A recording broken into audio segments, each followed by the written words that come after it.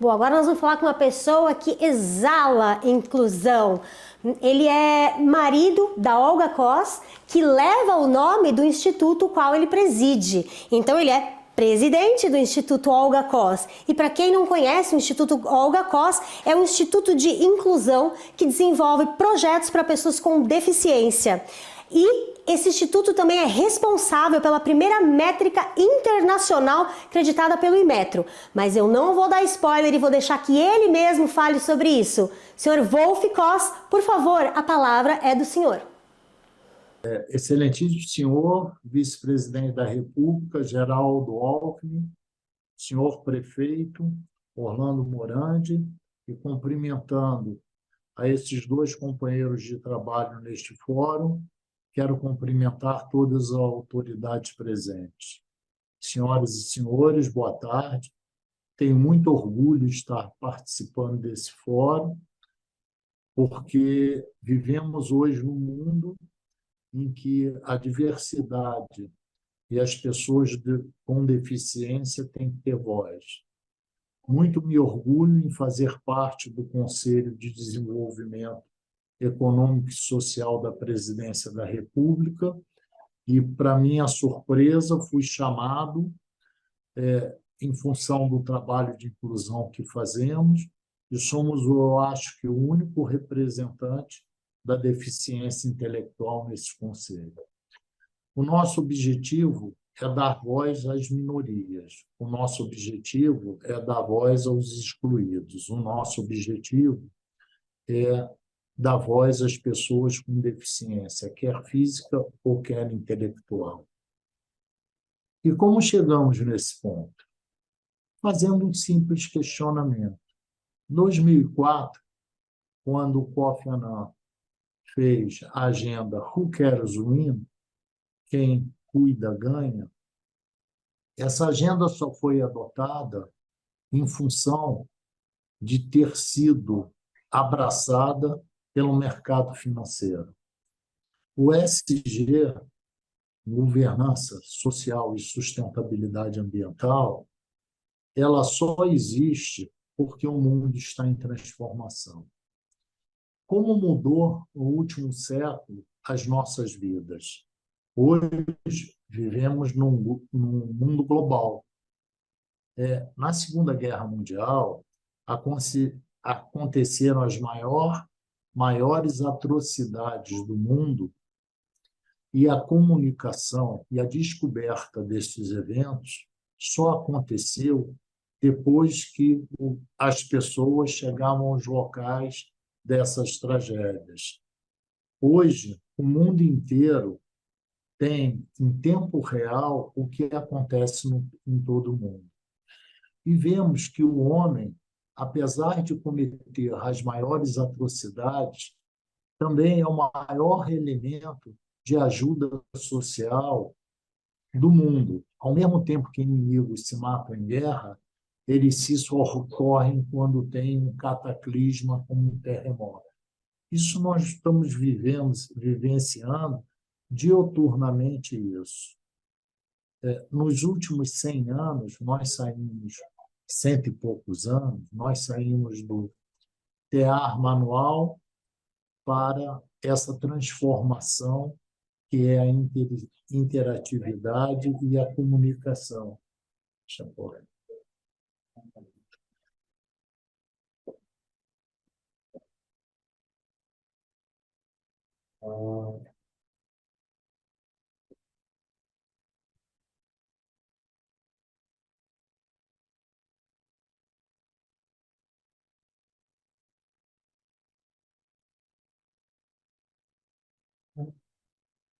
E, ao mesmo tempo em que estamos vivendo com intensidade essa transformação mundial, nós vemos que o protecionismo entre as nações, apesar de estarem muito conectas, ele existe.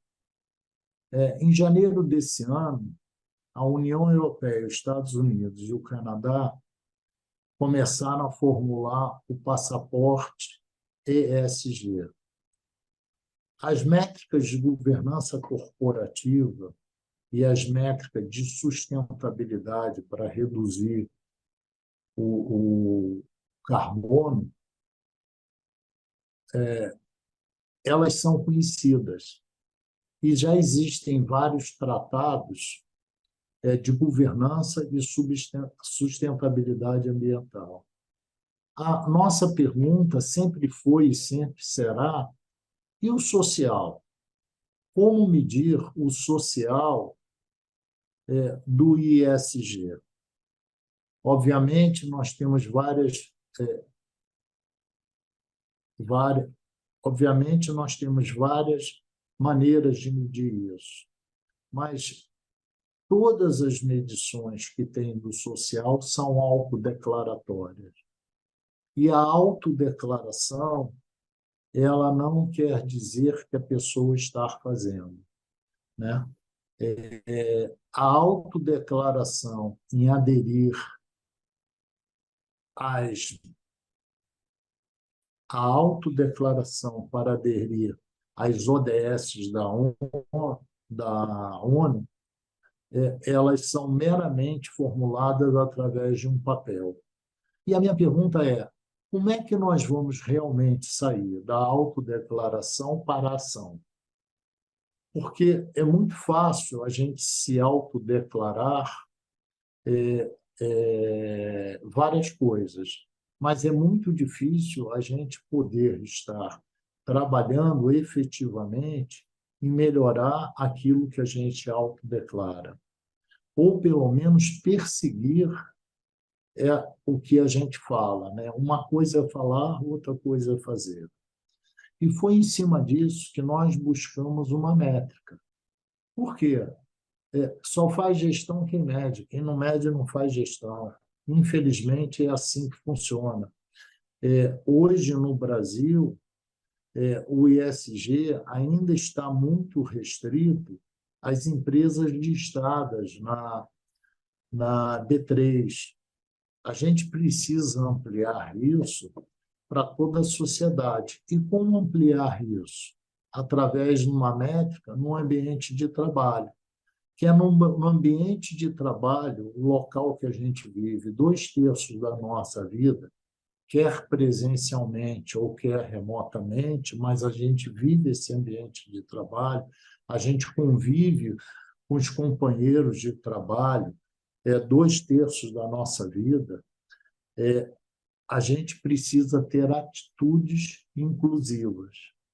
Então, a pergunta é: como incluir uma pessoa com deficiência, como incluir as minorias e como incluir a vulnerabilidade social num país que existe hoje um abismo muito grande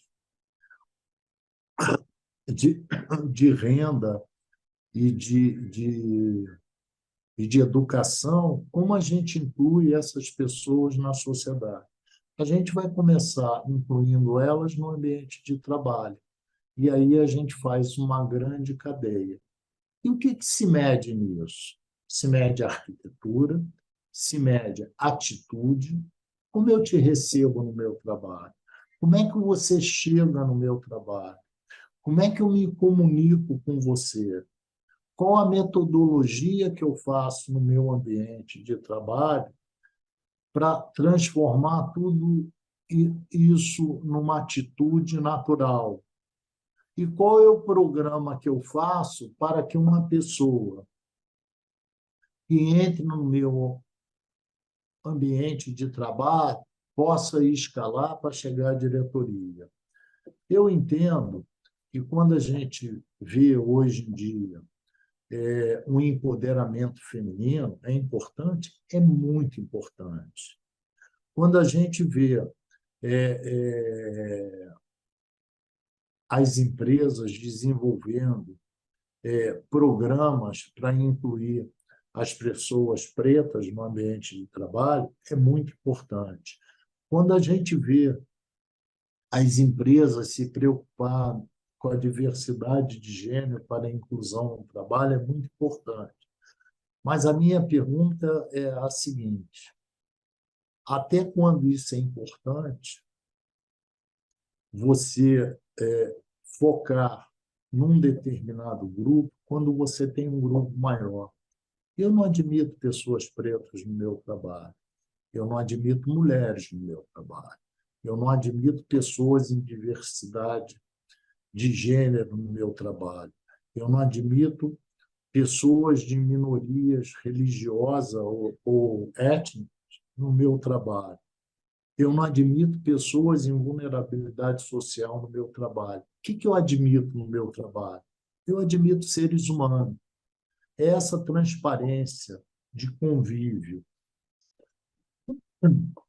de acessibilidade, de metodologia, de comunicação, saber ouvir, de cima para baixo, de baixo para cima, de dentro para fora, de fora para dentro, criar programas, metodologias para as pessoas escalares, isso é que vai realmente transformar e é isso que vai ser pautado nesse novo mundo que nós estamos começando a viver. O passaporte ESG será como um novo ISO. E o que vai medir no S? Vai medir principalmente trabalho escravo, trabalho infantil, a inclusão de minorias no trabalho. E isso o Brasil saiu na frente já com uma métrica. O que nós precisamos fazer é praticar essa métrica e estar abertos a dar o primeiro passo. Toda métrica ela é mutável, toda métrica é sujeita a alterações. A gente pega o ISO 9000, ele só foi implantado porque foi uma exigência do mercado internacional e das relações comerciais mundial. Esse passaporte ESG, apesar de ter sido criado para um protecionismo da indústria do dito primeiro mundo e da agricultura do dito primeiro mundo, e esses países são mais desenvolvidos pela medição de PIB, e eu não sei se é só isso que conta, para você dizer o que é um país desenvolvido ou não, esse passaporte é um protecionismo que nós vamos ter que nos adaptar. Isso é bom ou ruim? Eu acho que é bom, porque vai formar uma transformação com maior velocidade para que a gente possa fazer inclusão. Eu acredito muito no ser humano e tenho que acreditar no ser humano. Eu acredito muito no Brasil e tenho que acreditar no Brasil. O Brasil é um país que foi formado por imigrantes. Se a gente for observar, tirando o índio que já vivia aqui, nós fomos formados pelos europeus, pelos africanos, pelos orientais, por ocidentais, mas nós fomos um país formado. Todos nós temos origem de fora daqui, ou temos um antepassado que veio de fora. Por quê? Porque aqui existe acolhimento. E é esse acolhimento que a gente leva para uma métrica. Nós temos problemas, temos imensos problemas. Mas o país ele conseguiu uma maturidade de enfrentar os problemas.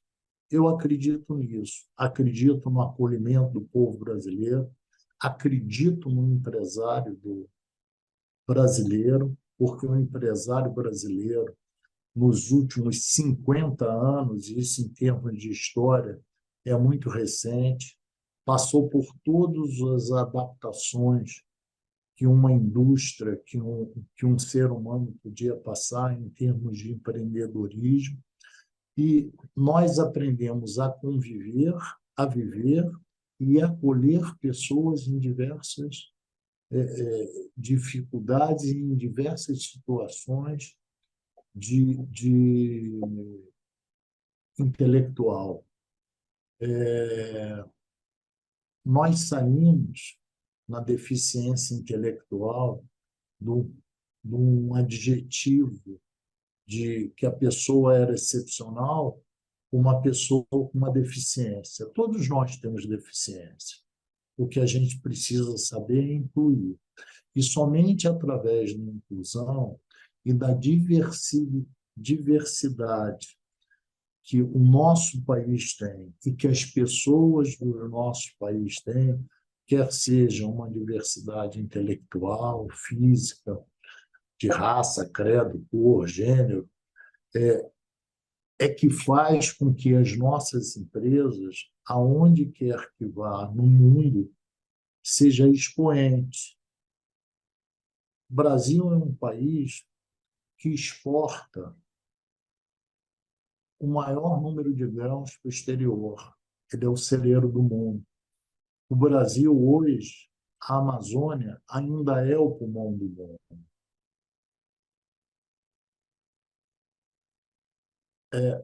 E nós somos a única métrica do mundo que vai medir a inclusão das pessoas com deficiência. O meu recado maior é que estejam abertos as pessoas, aprendam a ouvir, porque é ouvindo as pessoas que nós vamos conseguir ter uma alavancagem de um país melhor. Muito obrigado.